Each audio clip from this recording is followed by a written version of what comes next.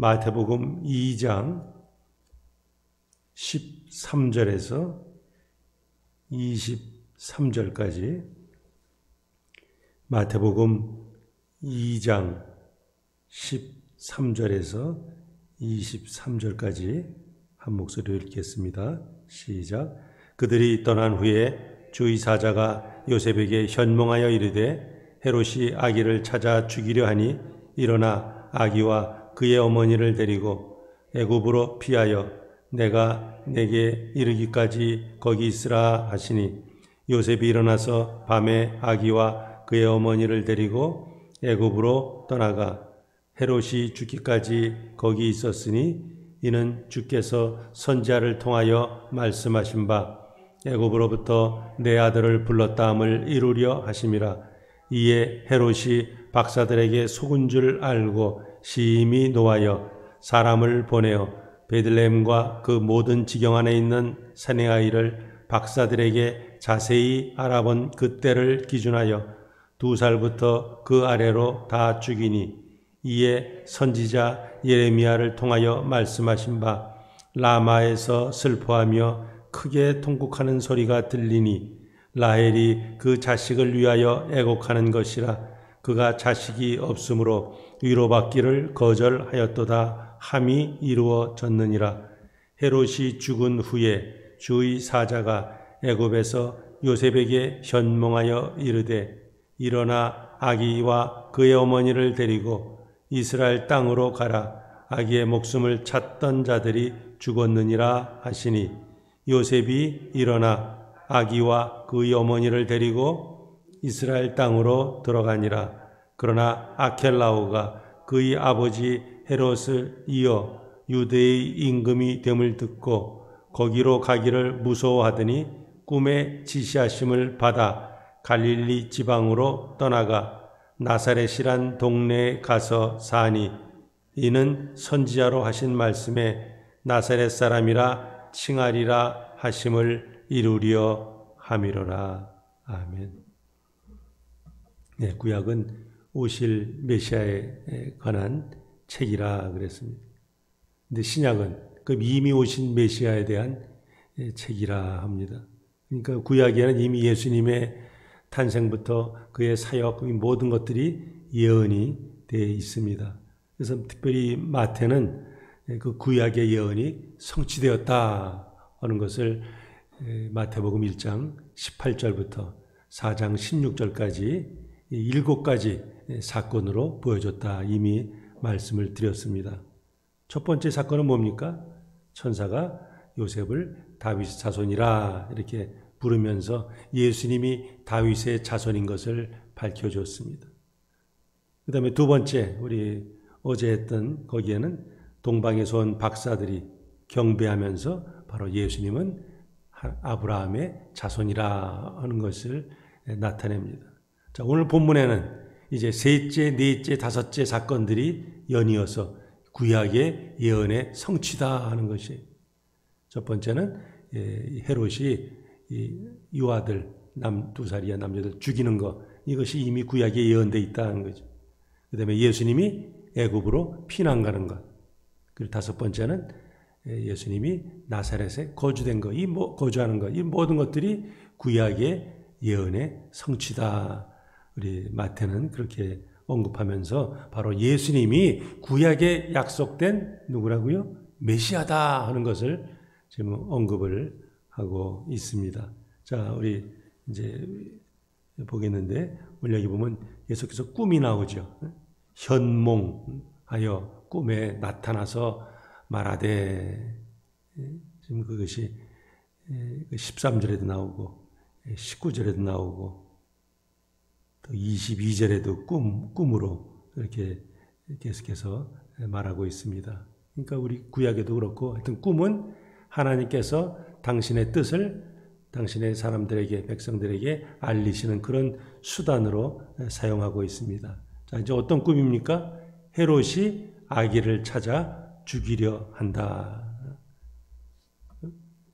우리 헤롯은 야말로 왕위에 대해서 아주 욕심이, 누가 내 왕위를 노리지 않을까 해서 어제도 말씀드렸지만 장모도 아내도 세 아들도 다 죽인 그런 아주 잔인한 왕이었어요. 그러던 차에 이제 유대인의 왕으로 났다 하니까 그를 당연히 좀 죽이려고 하는 거죠. 그러니까 결국 뒤에 누가 있어요? 사탄이 있는 거죠. 구원자로 오신 예수님의 사역을 방해하기 위해서 헤롯을 하수인으로 도구로 삼아서 지금 마리아가 낳은 그 아이를 지금 죽이려고 하고 있습니다. 여기 보면 아기와 그의 어머니 이 단어가 계속 나오죠. 마태가 그렇게 썼는데 요셉으로 볼 때는 이거 왜 좀 기분 나쁜데 내 아내 이렇게 하지 않고 아기의 어머니로 마리아를 소개하니까 그런 하여튼 이 성경은 누가 중심이에요? 예수님이 중심이죠. 그 중심으로 기록되다 보니까 여기서도 요셉은 사실은 법적인 아버지일 뿐이지 예수님이 탄생하는데 기여한 바가 없습니다. 그래서 계속해서 아기와 그의 어머니로 소개하고 있습니다. 자, 지금 어디로 피신하죠? 애굽으로 피신합니다. 그래서 이제 그 가족들이 이제 살아나는 건데, 자, 이 비슷한 사건이 어디 나와요? 하여튼 이 예수님과 관련된 사건들은 전부 다 구약에 비슷하게 다 있어요. 우리 창세기 보면은 야곱의 아들인 요셉이 애굽으로 내려가죠. 애굽으로 내려가서 나중에 형제 초청을 해요. 그래서 그의 가족들이 기근 속에서도 죽지 않고 구원받는 그런 일이 있었는데 바로 예수님의 아버지인 요셉도 같은 이름이죠. 그 요셉도 이제 가족을 데리고 애굽으로 내려가서 이 위기에서 이제 살아나는 그런 장면이 언급이 되고 있습니다. 자, 요셉이 지금 애굽으로 피신하는 목적은 뭐예요? 당연히 그 예수님의 생명을 지금 건지기 위한 것이었어요. 그래서 장차 이 아기 예수가 이제 생명의 구원자로 이제 등장하게 되죠. 자, 아기를 찾아 죽이려고 하는 이 헤롯 나중에 실패하니까 어떻습니까? 이제 공생의 기간 동안에 계속해서 종교 지도자들 사탄이 이런 마귀가 이 종교 지도자들을 또 이렇게 충동질해서 음모하고 그리고 결국은 예수님을 죽이는 데까지 가게 됩니다. 자, 여기서 지금 이제 꿈에 빨리 애굽으로 피신하라. 요셉이 그 꿈을 꾸자마자 뭐예요? 아주 즉각적으로 순종하죠. 그래서 언제 떠나요? 밤에 떠나는 거죠. 14절에 요셉이 일어나서 밤에 애굽으로 떠나가 그랬어요. 자, 출애굽한 이스라엘 백성들이 애굽을 떠난 때가 언제였어요? 아침이에요? 점심이에요? 저녁이에요? 밤이에요? 밤에 떠나죠. 비슷하게 지금 이스라엘 백성들이 애굽을 떠난 때도 밤. 지금 여기서 요셉이 지금 도망갈 때도 밤에, 그러니까 야반 도주죠. 야반 도주. 낮에 안 가고 밤에 간다 하는 것은 굉장히 지금 상황이 급박한 헤롯이 보낸 군대가 언제 사람을 잡아서 죽일지 모르는 그런 급박한 위기 속에서 아주 불이 나게 지금 애굽으로 피신하고 있어요. 자, 이스라엘에서 애굽까지 가려면은 거기 뭐가 있어요? 이제 광야가 있죠. 굉장히 그 갓난아기와 산모를 데리고 그 여행하기가 쉽진 않은 그런 위험한 상태.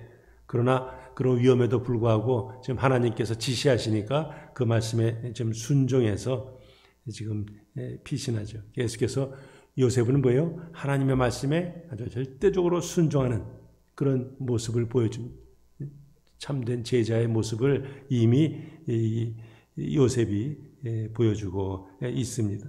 자, 그런데 거기 보면은 15절에 헤롯이 죽기까지 주께서 선지자를 통하여 말씀하신 바 애굽으로부터 내 아들을 불렀다. 누가 예언한 거예요? 호세아가 예언한 거죠. 호세아가 그 인용한 그 구절을 호세아의 그 구절을 마태가 인용해서 자, 호세아가 그렇게 예언했는데 그 예언이 이제 예수님을 통해서 이루어졌다. 물론 호세아가 그 말을 했을 때 그 배경은 출애굽이죠. 이스라엘 백성들의 출애굽을 배경으로 한 것인데 마태는 그것을 주님의 애굽의 피난에 그 사건을 좀 적용을 하고 있습니다. 자, 애굽에서 이스라엘 백들이 왜 출애굽했습니까? 노예로 있었죠. 억눌림과 억압 속에서 있던 그 애굽에서 이제 하나님께서 그들을 부르셨다, 이렇게 호세아가 예언하는데, 그것이 예수님을 통해서 어떻게 이루어져요? 이제는 영적으로 사탄의 노예였던 이스라엘 백성들, 그 백성, 자기 백성을 죄에서 구원하시기 위해서 지금 예수님께서 불렀다, 이제 그런 식으로 지금 적용을 하고 있습니다. 자, 그러니까 이스라엘 백성들이 출애굽했던 것 같이 우리 예수님은 제2의 출애굽, 영적인 출애굽을 위해서 이 땅에 오셨음 하는 거죠. 자, 우리 16절 보니까 이제 헤롯이 뭡니까? 이제 내가 속았네. 박사들에게 속은 줄 알고 심히 노했다. 사실은 박사들을 속인 사람이 누구예요? 야, 나도 어디서 태어났는지 좀 확실히 얘기해. 그럼 나도 가서 경배할게. 헤롯이 자기가 박사들을 속였어요. 근데 자기가 속인 것은 기억하지 않고 박사들이 자신을 속였다, 그것만 억울해하죠.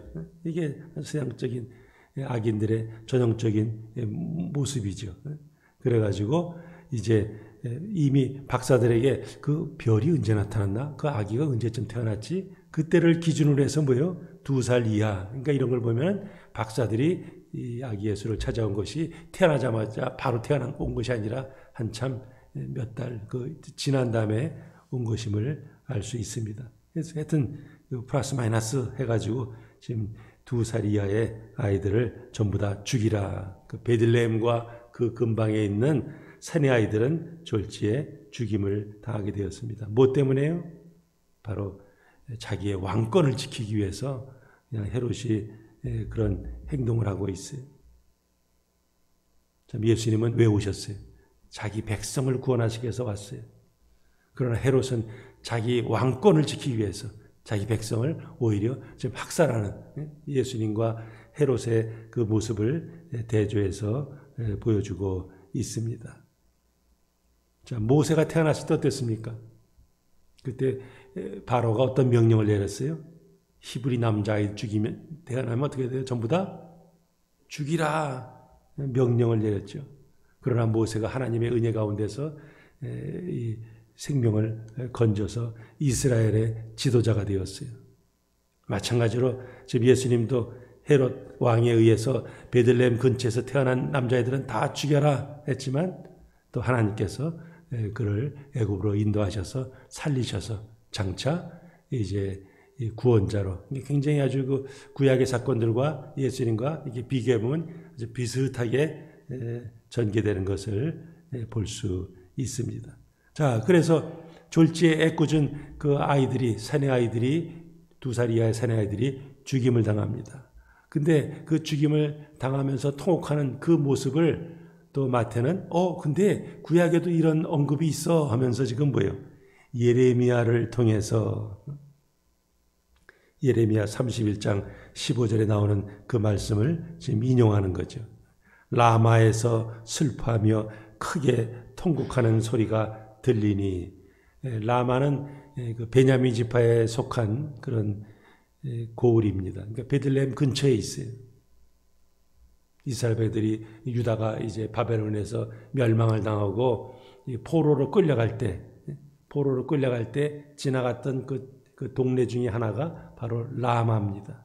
그러니까 당연히 포로로 끌려가면서 어떻게 됩니까? 아이고, 나라는 망했고 우리는 포로로 끌려가고 슬퍼하며 애통했던 그런 장소가 라마입니다. 그다음에 베들레헴, 거기 라헬이 그 자식을 위하여 애곡하는 것이라. 자, 베들레헴에는 야곱의 아내가 4명이 있는데 그 중에 사랑하는 아내가, 제일 사랑하는 아내가 누구였어요? 라헬이죠. 라헬이 베냐민을 낳다가 이제 죽죠. 그래서 라헬이 묻힌 곳이 바로 베들레헴입니다.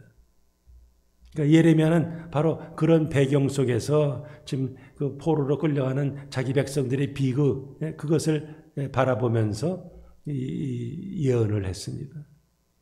그래서 그 무덤 속에 있는 라헬의 그 통곡 소리, 그것을 상상하면서 이 글을 쓴 거죠. 바벨론의 포로로 끌려가는 그 포로의 심정, 안타까운 심정, 그걸로 인해서 라헬이 베들레헴의 무덤에서 일어나서 통곡하면서 우리 자손들이 사라지네. 그래서 위로받기를 거절했다 했는데, 마태는 바로 예레미야가 이스라엘을 두고 한 그 예언을 지금 어디에 적용하는 거예요? 예수님 시대에 베들레헴 근처에 있는 모든 그 새내 아이들이 죽임당하는 것, 그것을 이렇게 적용하는 거죠. 그래서 지금 이 구절을 따왔어요. 자, 베들레헴의 아이들도 결국은 뭐예요? 야곱과 조상으로 쭉 올라가면 어떻게 돼요? 야곱과 라헬의 자식들이다 하는 거죠. 그런데 이제 예수님을 통해서 이제 새로운 이스라엘이 이제 태어나게 되는 거죠. 새로운 야곱, 새로운 이스라엘이 이제 나오는 것을 말하고 있습니다. 자, 그 다음에 우리 19절 보니까 그 때가 되매 이제 누가 죽죠? 거기 보면 헤롯이 죽은 후에, 헤롯이 죽었다. 누구 말하겠어요? 헤롯 대왕이죠. 이 신약 성경에는 헤롯이라는 말이 굉장히 많이 나오는데, 예수님이 태어났을 그 당시에 있었던 헤롯은 헤롯 the Great, 헤롯 대왕이죠. 어쨌든 지금 헤롯이 죽음으로 인해서 이스라엘 백성들의 삶에 많은 변화가 나타났어요. 그러나 이제 애굽의 피신해 있던 자들이 이제 돌아오는 거죠. 거기 보면은 20절에 아기의 목숨을 찾던 자들이 죽었다. 복수형으로 나오죠. 그분 찾던 자들이 누구예요? 당연히 헤롯 대왕이 되겠고, 그리고 그 부하들도 헤롯 왕의 명령에 의해서 지금 아기 예수를 찾았어요. 근데 그 무리들이 다 이제는 그 일을 관뒀다. 왜? 헤롯이 죽으니까 이제 부하들이 더 이상 그 왕의 명령을 따라서 수행하지 않는 거죠. 그래서 더 이상 찾는 일이 없으니까 목숨을 찾던 자들이 이제는 다 죽었다. 이렇게 표현하고 있습니다. 그러니까 요셉이 이제는 아기 예수를 데리고 이스라엘 땅으로 이제 다시 돌아오게 됩니다. 모세가 미디안 광야에서 40년 동안 있다가 이제 하나님의 부르심 받아서 바로를 찾아가서 이 히브리 민족을 애굽에서 데리고 나가겠다 했을 때 참 그들에게 어떤 면에서 이런 빛이 비친 거죠. 마찬가지로 지금 예수님께서 이제 애굽에서 이스라엘에 오시면서 이제 어두움 땅에 이제 희망의 이제 빛이 되게 하는 이제 그런 사건이 벌어지는 거죠. 그래서 마태복음 4장 16절에도 보면 흑암에 앉은 백성이 큰 빛을 보았고 사망의 땅과 그늘에 앉은 자들에게 빛이 비치었도다. 이제 예수님께서 그 생명의 빛을 팔레스타인에 비치기 위해서 애굽에서 이제 올라오시는 거죠. 자, 그래서 22절 보면은 거기 돌아오기는 돌아오는데 헤롯 왕의 아들이 여러 명 있어요. 3명. 그 대표적인 아들이 여기 지금 유대 땅을 다스리는 아켈라오. 또 누가 있죠? 저 갈릴리 지방을 다스리는 헤롯 안티파스. 그 다음에 또 빌립, 갈릴리 동쪽에 그 다스리는 그런 빌립이라고 또 있죠. 그런데 하여튼 여기서 지금 유대 땅으로 이제 오는 거예요. 이제 거기 보면 꿈의 사자가 지시하서 뭐 이런 말이 나오죠. 그래서 지금 예루살렘으로 이 베들레헴 쪽으로 오는데, 유대 땅으로 오는데 이제 꿈에 주의 사자가 나타나서 결국은 어디로 방향을 바꿉니까? 이 갈릴리 지방으로 이제 가게 되는 거죠. 사실은 그 아켈라오 굉장히 아주 폭군입니다. 그 아버지의 그 아들이라 아버지를 닮아서 굉장히 폭군이에요. 그러니까 그나마 좀 이 아켈라오보다는 조금 난 안티파스, 그 갈릴리 지방으로 이제 이주하게 됩니다. 그래서 바로 갈릴리 지방으로 가서 나사렛 동네 자, 우리 그 마리아, 이거 어디 출신이에요? 나사렛 그 동네 출신이죠. 그러니까 결국 자기 동네로 이제 가는 거죠. 그래서 그 동네에 가서 거기서 사는데 거기 살다 보니까 또 뭐예요? 이것도 예언의 성취다 하는 거죠. 거기 선지자로 23절에 나사렛 사람이라 칭하심을 이루리라. 그런 말이 거기에 언급이 되고 있습니다. 자, 근데 구약 어디 찾아봐도 메시아가 나사렛 사람이라 불린다 하는 그런 예언은 없어요. 근데 어떤 마태는 그냥 그렇게 언급을 하고 있습니다. 거기 보면 나사렛 사람이라 칭하리라. 즉 다른 말하면 선지자들이 그렇게 말했다. 그러니까 어떤 특정한 한 선지자가 이렇게 말한 것이라기보다는 그냥 선지자들의 그런 생각, 선지자들의 사상을 종합해 보면 뭐 이런 식이죠. 그러니까 특별히 구약 몇 장 몇 절에 예수님이 나사렛 사람이라 부를 것이라 이런 예언은 없는 거죠. 자, 나사렛은 어떻습니까? 그것도 역시 아주 작은 동네. 나사렛 사람은 어떻습니까? 그 우리 요한복음 1장 46절에 보면은 예수님께서 하시는 말씀이 있는데 1장 46절 제가 한번 읽어봅니다. 거기 나다나엘이 이제 빌립이 전도하죠. 나다나엘한테 우리 이게 메시아 만났어. 야, 우리 빨리 가서 보자. 그때 나다나엘이 뭐라고 그러죠? 그 사람은 나사렛 예수라 막 그랬더니 나다나엘이 뭐라고 그래요? 나사렛에서 무슨 선한 것이 날 수 있느냐? 말도 안 돼. 그 찌끄만 동네에서 무슨 메시아를 한다고 그래? 안 가. 뭐 이러면서 나다나엘이 말한 적이 있습니다. 그러니까 사람들한테 나사렛 하면 어떻습니까? 그야말로 멸시와 천대를 받는 별 볼 일 없는 동네, 천대받는 지역, 그게 바로 나사렛이죠. 근데 바로 그 나사렛에서 지금 메시아이신 예수님이 계신다 하는 거죠. 그러니까 멸시와 천대를 받던 그 동네에서 예수님께서 이제 구원자로서 등장하게 되는 것을 언급을 하고 있습니다. 그러니까 나사렛 사람이라 불리는 것은 예수님께서 유대인뿐 아니라 이방인들 모든 인류의 세이비어로 구주로 오셨음을 의미하고 있습니다. 그래서 아까 말씀드린 것 같이 마태는 예수님이 나사렛에서 활동하시면서 결국은 이방의 흑암에 앉은 백성들이 어떻게 해요? 큰 빛을 보게 되었다 이렇게 말씀하고 있습니다. 우리 1장에서 보면 예수는 뭐라고 불러요? 자기 백성을 죄에서 구원하실 예수 이렇게 나오고 있어요. 오늘 2장에서는 바로 예수님 앞에 무슨 칭호가 붙어요? 나사렛 사람. 세상 사람들은 별 볼 일 없는 존재로 취급받는 그 동네에서 예수님께서 이제 본격적으로 이제 사역을 거기서부터 잘하시면서 사역을 시작한다 하면서 오늘 2장이 마무리 짓고 있습니다. 이제 말씀을 정리합니다. 자, 헤롯은 유대인의 왕이 났다는 소식을 듣고 뭐예요? 자기 권좌의 도전으로 생각하고 2살 이하의 남자애를 다 죽이려고 하죠. 사탄은 예나 지금이란 뭐예요? 하나님의 사역을 방해하고.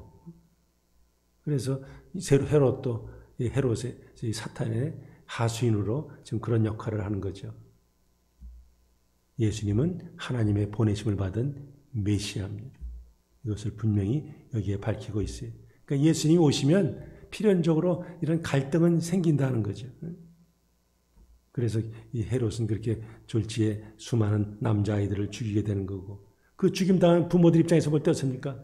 통곡을 하는 거죠. 온 베들레헴 이 인근이 그야말로 충격과 그런 아주 비탄에 빠지게 되었습니다. 자, 우리도 마찬가지죠. 사탄의 공격 앞에서 우리는 선택을 받는 거죠. 어떤 선택이요? 믿음을 포기할 것이냐, 아니면 믿음을 끝까지 지킬 것이냐. 여기에 따라서 결과는 전혀 다른 거죠. 계속 마귀는 우리 다니면서 삼킬 자를 찾습니다.